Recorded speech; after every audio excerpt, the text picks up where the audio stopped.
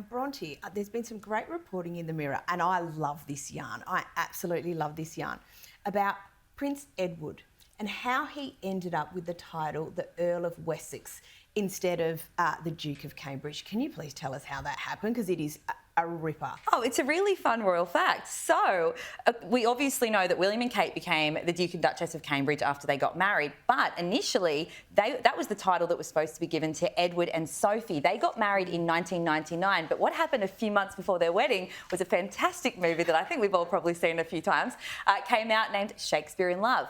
In that, there's a character called Lord Wessex who's played by Colin Firth, so obviously a great role.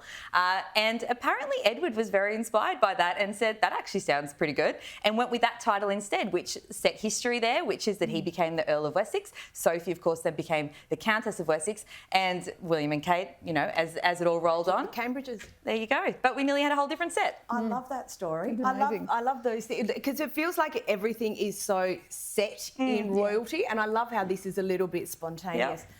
Now, Louise, there's been a long-running talk of there being yet another book from Harry. It's even been dubbed Spare on Steroids, which would be interesting to see. And with that news, the Sussexes podcast has been cut.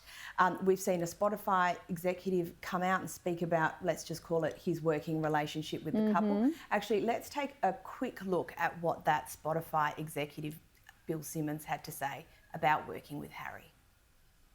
I got to get drunk one night and tell the story of the Zoom I had with Harry to try to help him with a podcast idea. Do it. It's one of my best stories.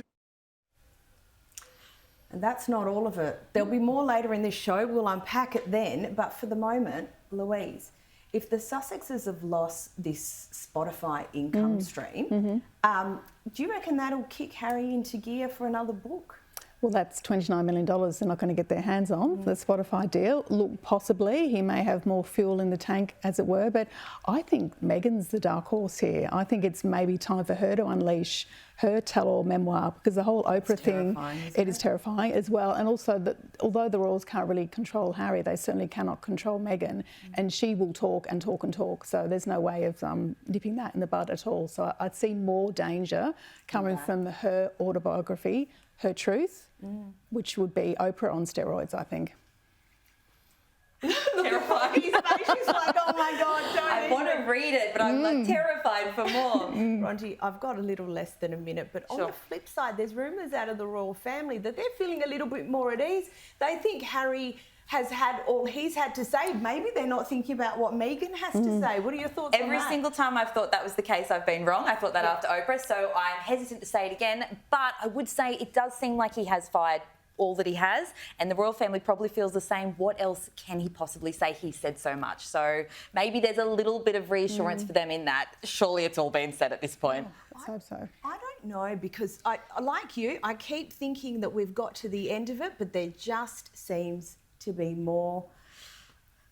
Seems to be more all the time. I don't. Who even knows? Well, because that's what's been paying the bills. Yeah. Well, this is absolutely right. They'll extract and keep extracting. Thank you so much.